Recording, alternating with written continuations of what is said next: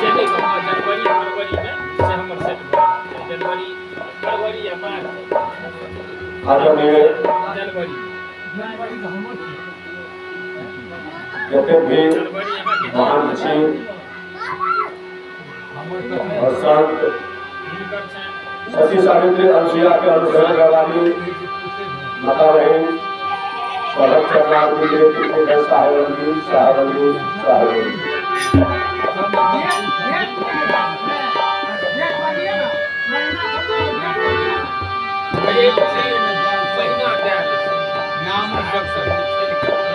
नमो नमो गुरुदेव जी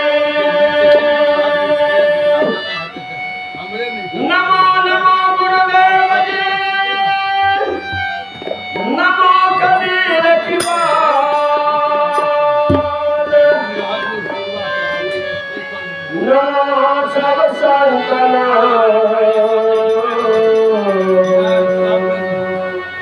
सकल पाप भय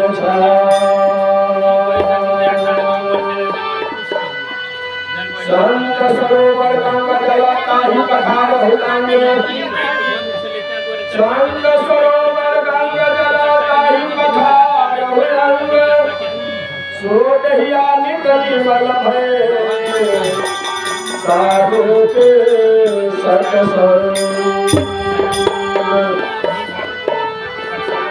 साधु पधरी आया किन्हा सत प्रकार चेतोह्य तन पाइते करहु बचन स्वीकार संत भगवान की जय आज की आनंद की जय अपने अपने गुरुदेव स्वामी की जय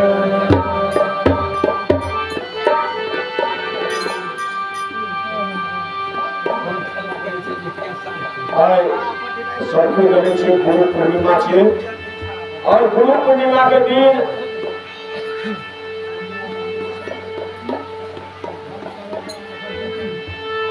सब अपना अपना गुरु के नमन करे चाहे इंजीनियर हो चाहे गृहस्थ हो चाहे जय विभाग में हो साकट किया गया हो लेकिन वो गुरु के नमन उसका दिन जरूर करे छथिन साठों के गुरु होय छै कि नहीं होय छै सब प्रकार के गुरु होय छै मास्टर का गुरु होय छै साकट आदमी के मास्टर जे पढ़े है पढ़े है कि नहीं इंजीनियर जे बनल छै तो कोनो वैष्णव नहीं बनल छै साकट बनल छै ओहो गुरु के पूजा करे छै जिनका से हुनका ज्ञान के प्राप्ति भेलै इने हम कह रहल छी साठे रहू तो गुरु के पूजा करे छै जे अजका एहन दिन छै सब केओ अपना अपना गुरु के नमन करे छै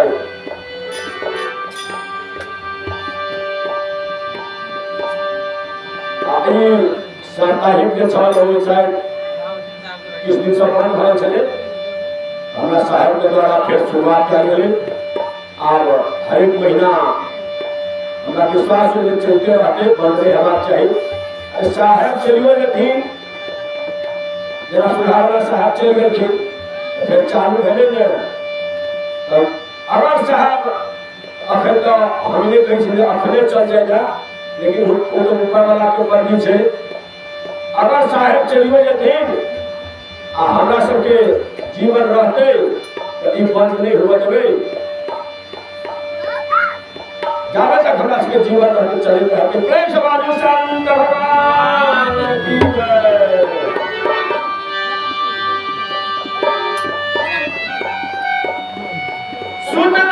धन लक्ष्मी पापियों के घर हो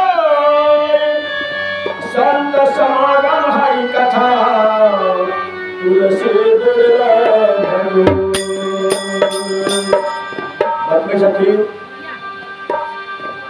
पुत्र स्त्री और धन ई सबटा कोनो जरूरी नहीं है जे संते के प्राप्ति हो छे साक्षात के प्राप्ति हो छे लेकिन संत समागम हरि कथा तुलसी दुर्लभ होय ई दूटा चीज के प्राप्ति हुनका सबके नहीं होय छे जे केओ संत के लिए चिन्हे छथिन, जो परमात्मा के लिए चिन्हे छथिन। परमात्मा के चिन्हे वाला वह हो छथिन जो जिनका दिल में रहम होए, दया होए। दया हमरा सबके एहने आ चाहे छियै जे हम प्रभु परमात्मा के भक्ति कर कर, भला बाबा के भक्ति कर कर, सीताराम के भक्ति कर कर, राधे श्याम के भक्ति कर कर हमें भवसागर रूपी नदी से बेड़ा पार भले असंभव छै। एहि दुआरे संत समागम हरि कथा तुलसी दुर्लभ दुई दूटा चीज हुनका प्राप्ति में हेतु। ताहि दुआरे वैष्णव बननाइ अति आवश्यक छै और सब हर केओ कहै छथिन आ ओहो सब बुझै छथिन, लेकिन ताहिके बावजूद ओ वैष्णवे बनै छथिन।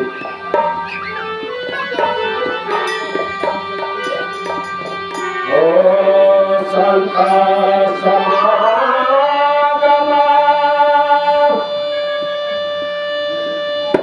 सुतराधर भला चली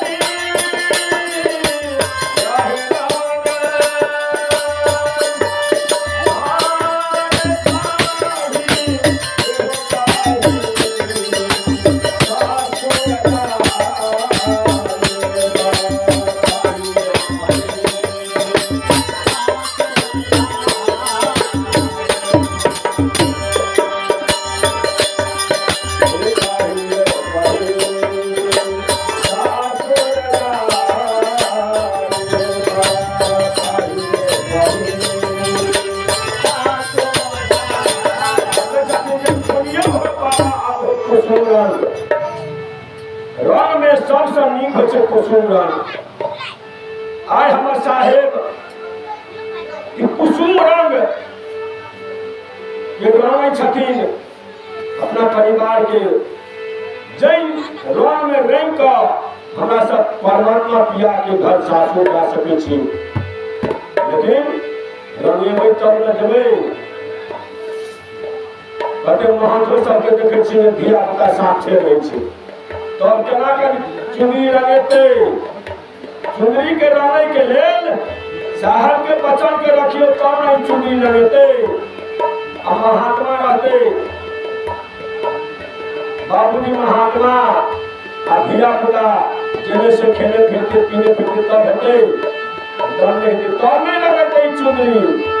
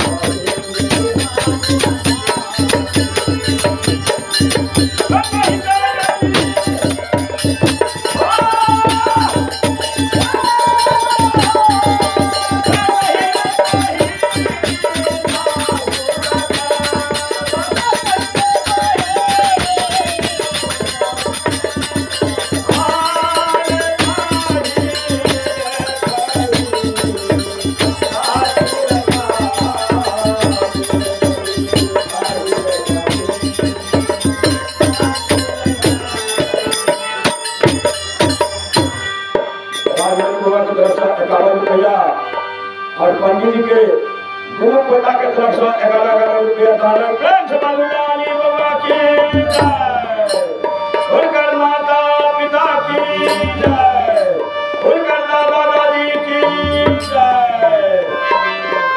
ताहिर पहिर सासु जाए, लेकिन चुनरी के हम सब की करे छे तो मरीन करे छे, दाग लगा दे छे, अनेक प्रकार के दाग में लगा दे छे। बतले सके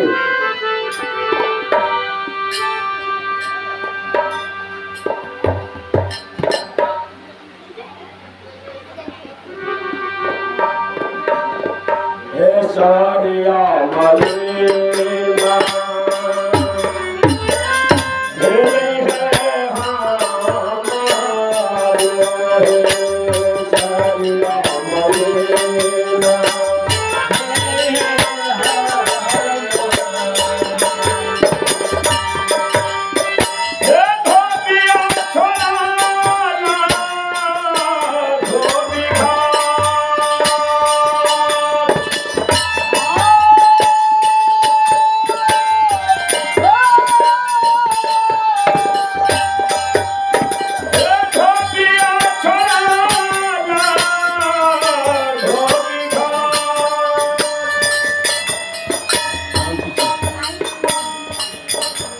कुमार बाबा रामसिंह के बदला तो फिर उनका खर्च 11 रुपया दान। प्रेम से बाबूलाली बाबा की जय, उनकर माता पिता की जय।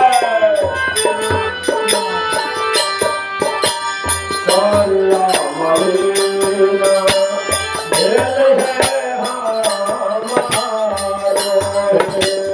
सारिया मलेना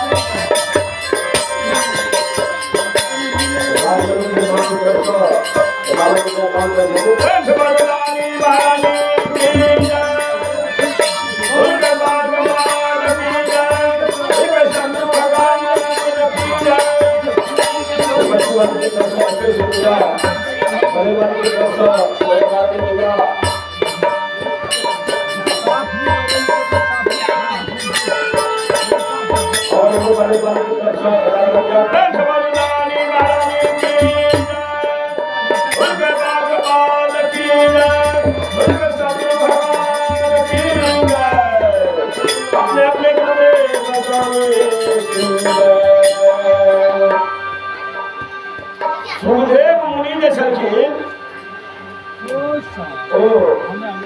12 वर्ष तक अपना माता के गर्भ में तपस्या केलखिन।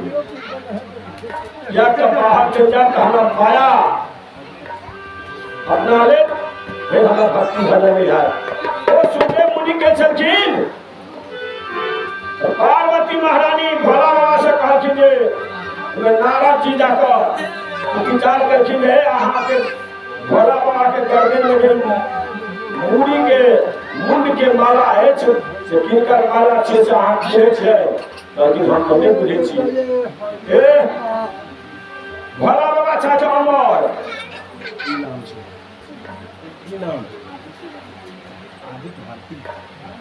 आदित्य भारती मुझी की तरफ से जगह जगह प्रेम से बजुदानी मुझी की जय। उनकर माता पिता की जय। कहलखिन जे भोला बाबा के गर्दन में जे छै से अही मूड़ी के माला छै सबटा रखने। ओ तो अमर छथिन आ अहाँ के मरि जाइ छै तऽ अहाँ के भोला बाबा के अतेक प्रेम अछि जे अहाँ के धर्मेंद्र जी के तरफ से 21 रुपया दान प्रेम से बजुदानी भगवान की जय। उनकर माता पिता की जय। उनकर बाल गोपाल की जय। कहलखिन जे हम के अमर हेबै तऽ कहलखिन भोला बाबा की कहबै हम अमर कऽ दिअ। वाह भोला बाबा गेलखिन जंगल में पार्वती के अमर करे के लेल। पार्वती ने सुत रहले आ सुगा के बच्चा हो करे लगले। वही सुगा बच्चा के भोला बाबा रवाड़े जाय छलखिन। वही समय में उनकर माता जी जे रहथिन जमुना किनार पर उनकर पिताजी और माता जी ऋषि छलखिन।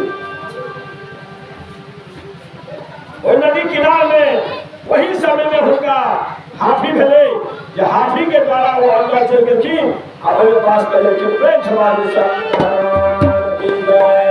आप भोला बाबा हुनकर बाद में फिर कटले फिर कहलखिन जे यो अहाँ घर में हमर चोर चल गेल। केहन चोर यो तो बुझे छे केहन चोर होइ छै। हमर अमर के वरदान लड़का चोरा के भाग गेल ग। कहा तो अमर के वरदान लड़का चोरा के भाग। अमर के वरदान कहीं चोरा के भेटलिए। हाँ चोरा के सुन लेलक। सामने में सुने तो कोनो बात नहीं चले वो चोरा के सुन लेलक। के दुआरे वो चोर भगे जना एकलव्य है से गुरु महाराज लग गेलखिन तऽ कहलखिन जे अहाँ के हम ज्ञान नहीं देब। अहाँ उच्च जाति के छी और फोटो बना के और गुरु महाराज के मान के और बात सिखल लगलखिन। लक्ष्मण अर्जुन के बराबर में भ गेलखिन। वो मूर्तिये के गुरु मान के ये अर्जुन के बराबर में भ गेलखिन। कहिना चोरा के सुन लगते दुआरे हम ज्यादा वाले से हम जान नहीं छोड़ कर अहाँ केहन केहने अहाँ के नाम छै भोला आ तेहने अहाँ के काम छै भोला।